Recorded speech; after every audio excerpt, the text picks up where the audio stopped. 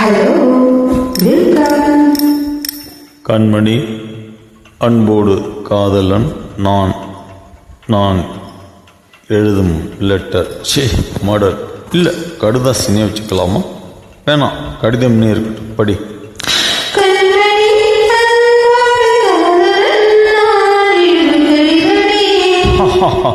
பாட்டாவே படிச்சிட்டியா?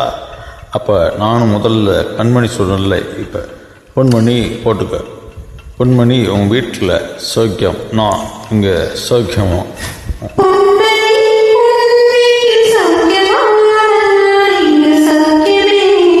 ஆஹா, ஒன்று நினச்சி பார்க்கும்போது கவிதை மனசு அறிவு மாதிரி கொட்டுது.